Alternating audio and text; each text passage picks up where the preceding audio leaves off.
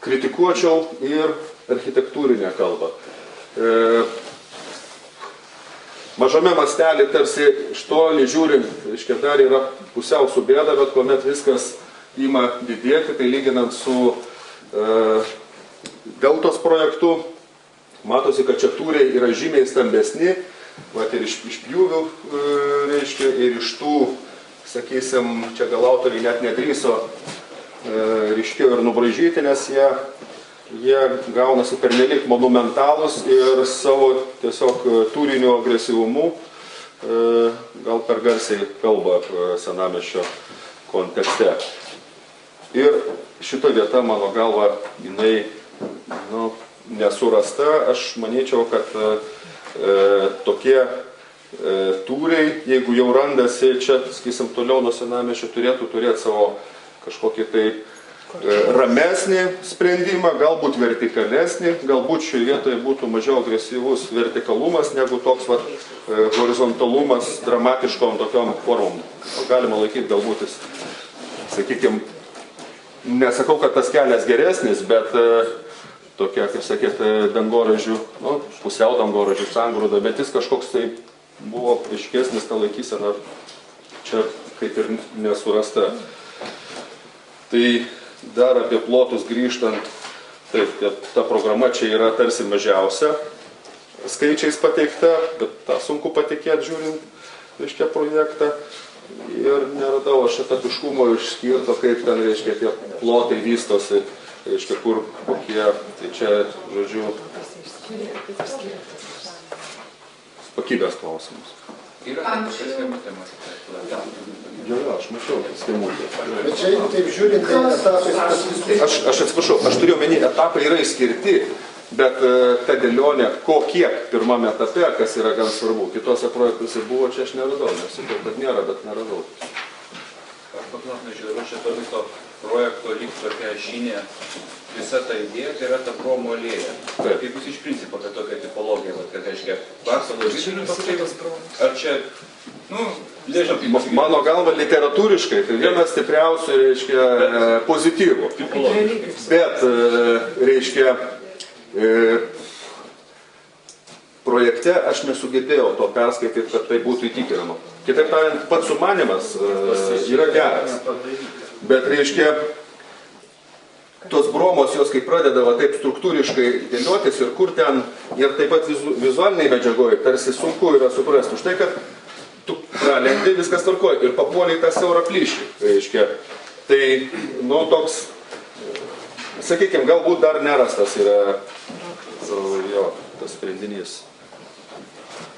Gal galėtum truputėlį pakomentuoti principiniai transporto schemos, kur autobusai ir pats srautas sustabdomas, palyginti šiek tiek daros. Ar yra čia kažkokia klaidos ar atradimai? Principiniai. Čia labai sunku dabar ką pasakyti. Tai tarsi autoriai, kai pristatinėjo, jie tas savo, reiškia, motyvavo tos sprendinius ir ten, reiškia, to transporto, tas mazgas, aš sakau, jis vienas iš sprendinių galimas prie tos aikštės toksai, bet aš abejoju, ar tokią stotį, sakykime, reikia čia formuoti. Ar tikrai yra tas poreikis šioje miesto vietoje, sakysim, kurti tokią stotį. Bet kita vertus, reiškia, tas atitraukimas autobusų toliau ir privertimas, sakysim, judėti per tą kvartalą yra galbūt neblogas, tik tai, reiškia, šioje vietoje man tas judėjimas, reiškia, komplikuojasi dėl to, kad nėra aiškiai išreikštos kažkokios tos išilginės gatvelės. Nes tomis bromomis, reiškia, įsivaizduokim, pats autorius, kaip pristatinėjo, jis labai teisingai pasakė, bromos yra vietiniams. Žodžiu, nubėgti pas merginą gretimam daugiabutyje gyvenančią ar panašiai. Bet neturistiniam srautam, kurie atvažiavę, ten, reiškia, painiojasi per privačius kiemus, lenda į laiptines, reiškia, ten pasiklydę klausia, reiškia, japoniškai, kaip čia išeiti, reiškia, iki pilies tualeto. Ja. Tai manau, kad čia truputį užmetė neblogai, bet neišryšo. Ačiū tau, jūs dar atsakysite šitą klausimą? Man tas irgi čia vienas iš toks susisnių sprendimų, reiškia, čia visi darė tas vaikščiojimas, reiškia, bromelėm, reiškia. Nu, tai čia aš irgi nelabai įsivaizduoju, kaip vienas japonų autobusas eina į priekį, kitas grįžta atgal, tai kas ten darysis tose bromelėse. Tas nelabai įsivaizduoju. Ne, ir toks sukūriamas galbūt privataus ir viešo konfliktas, toks bereikalo toks, reiškia, tos. Užpildymas labai aiškiai, gal aš nenugirdau, bet į Neries pusę jisai aukštėjantis.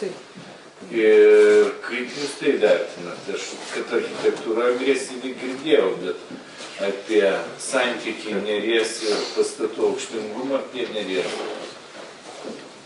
Aš jums išreiškiu, aš neigiamai vertinu šitą. Aš tai teigiamai vertinu.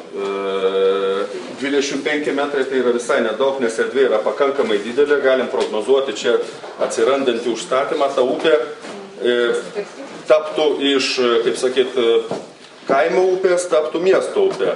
Bet trūkumo laikyčiau tai, kad toks monolitiškai vienodas, tas aukštingumas yra tarsi jisai per daug, reiškia, tokia, susiprojektuoja tokią vos neištisą sieną, va, tai čia yra trūkumas. Tai.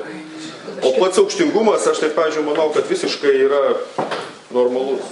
Aš akcentuoju šitą klausimą dėl to, kad atkreipiu dėmesį, mano klausimas bus surištas su paveldosauginiam sąlygom, kurios vis tiek egzistuos. Čia ir deleguotas yra ir iš vedėjos.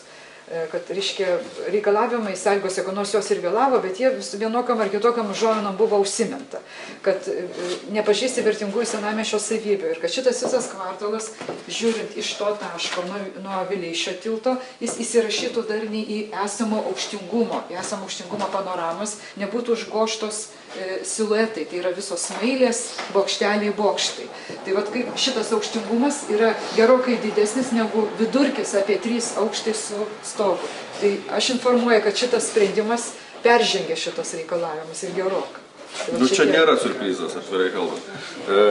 Aš pažiūrėjau datą, ten yra 30 lapkričio ant tų sąlygų, tai suprantu, kad autoriai nebespėjo sureaguoti. Bet jie yra ir mano galva yra, reiškia, dominantės, čia gal nėra išsamei pateikta, bet senamiesčio dominantės čia nebus peršauktos. Ir pristatymo metu buvo labai daug skirta dėmesio vizualinių ryšių konstravimui. Man atrodo, kad čia yra būtent tas darbas, kuris vizualinius ryšius labai kruopščiai nagrinėjo ir per pristatymą mums pateikė. O, reiškia, foninis užstatymas, reiškia, aš, pavyzdžiui, galiu tik pakartoti, aš pritariu tai laikysenai, bet suprantu, kad jeigu jie kartais laimėtų, jų laukia nenuobodus projekto tobulinimas, reiškia, kultūros paveldo departamente. Taip. Ačiū. Ar dar yra klausimų prezidentams apie projektą?